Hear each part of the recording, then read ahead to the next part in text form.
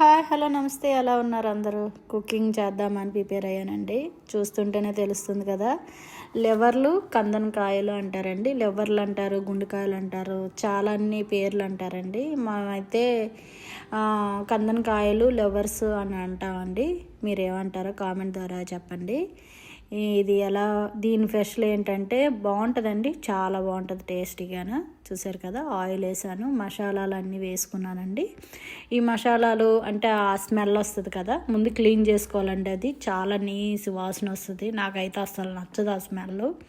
అది మా వారికి ఇష్టమని వండాను, కానీ టేస్ట్ అయితే చాలా బాగుంటుందండి. నచ్చే వాళ్ళకైతే చాలా బాగుంటుంది, బాగా తింటారు. లివర్స్ అవి కందనకాయలు ఉన్నాయి కదండి, చాలా బాగుంటాయి. నాన్ వెజ్ ఇష్టమైన లైక్ చేయండి, షేర్ చేయండి, కామెంట్ చేయండి, ఫాలో అవ్వండి. ఇంక ఇదేంటంటే ఫస్ట్ ఆనియన్ చిల్లీస్ వేసాను కదండి, ఆ తర్వాత కొంచెం ఇది అల్లం వెల్లుల్లిపాయ పేస్ట్ వేసిన తర్వాత వేపుకోవాలి.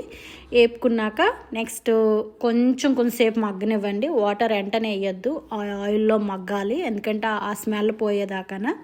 ఆ తర్వాత సాల్టు, కొంచెం కారం యాడ్ చేసుకొని కొంచెం వాటర్ యాడ్ చేసుకోవాలండి.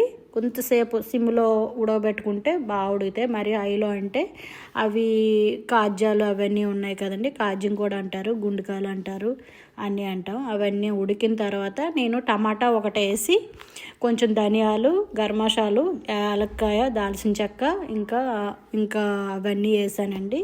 చెక్క అవన్నీ వేసాను, కొంచెం ధనియాలు వేసానండి, చెప్పాను కదా. అవన్నీ మిక్సీ చేసుకొని కొంచెం ఉడికిన తర్వాత అవి వేసుకోవాలి, మసాలా యాడ్ చేసుకోవాలి.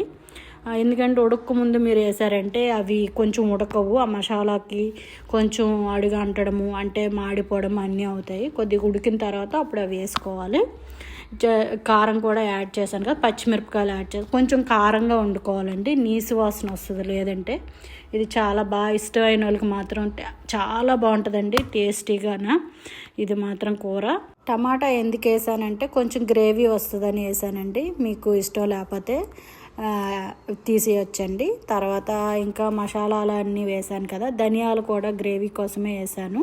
నేను ఆల్రెడీగా చెక్క అవన్నీ ఫస్ట్ స్టార్టింగ్ వేసాను కదా, అది అక్కడ వేపేటప్పుడు నీసి స్మెల్ రాకుండా వేసాను. చాలా బాగా ఉడికిందండి. అదంతా నేను బయటే వండాను, గార్డెన్లోని.